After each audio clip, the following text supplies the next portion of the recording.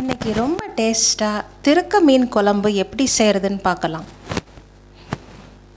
இதுதான் நம்ம சேனலில் ஃபர்ஸ்ட் டைம் பார்க்குறீங்கன்னா மறக்காமல் சப்ஸ்கிரைப் பண்ணிக்கோங்க.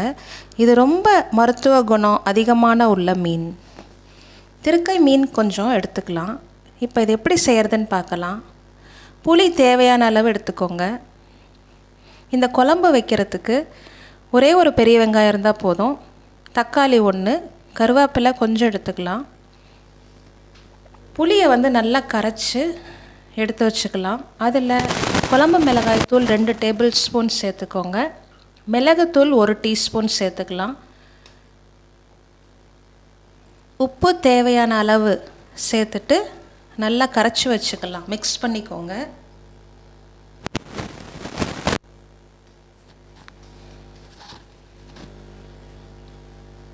இந்த மீன் ஆஸ்துமாக்கெல்லாம் ரொம்ப நல்லது.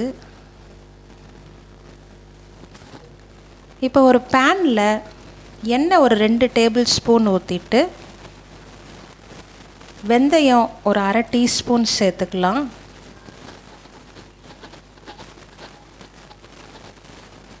நல்லா பொரிஞ்சு வந்த உடனே ஆனியன், தக்காளி அதெல்லாமே சேர்த்துக்கலாம். நல்லா வெங்காயத்தை சேர்த்துட்டு நல்லா எண்ணெயில் வதக்கி விடுங்க. இதில் தேவைன்னா பூண்டும் நம்ம சேர்த்துக்கலாம். நிறைய பூண்டு சேர்த்துக்கலாம். தட்டியும் சேர்த்துக்கலாம், முழுசாகவும் சேர்த்துக்கலாம். நான் பூண்டு சேர்க்கலை.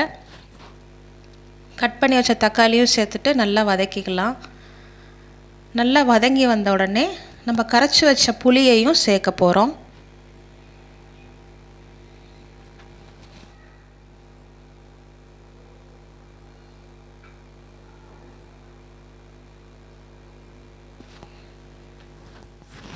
மீனையும் நம்ம சேர்த்துடலாம். இப்போயே இந்த மீன் ரொம்ப டேஸ்ட்டாக இருக்கும். இதை வாங்கி ஒரு நாள் இந்த மாதிரி செஞ்சு பாருங்கள். ரொம்ப டேஸ்ட்டாக இருக்கும் குழம்பு. இப்போ இதை மூடி ஒரு 10லேருந்து 15 நிமிஷம் கொதிக்க வைக்க போகிறோம். கண்டிப்பாக சப்ஸ்கிரைப் பண்ணுங்கள் ஃப்ரெண்ட்ஸ். பிடிச்சிருந்ததுன்னா லைக் பண்ணுங்கள். மூடி போட்டு ஒரு 10லேருந்து 15 நிமிஷம் வரைக்கும் நல்லா கொதிக்க வச்சு இறக்கிடலாம். ரொம்ப டேஸ்டான திருக்கை மீன் குழம்பு தயார். கண்டிப்பாக ட்ரை பண்ணி பார்த்துட்டு உங்களோட கமெண்ட்ஸை கண்டிப்பாக சொல்லுங்கள். மறக்காமல் சப்ஸ்கிரைப் பண்ணிக்கோங்க ஃப்ரெண்ட்ஸ். தேங்க்யூ.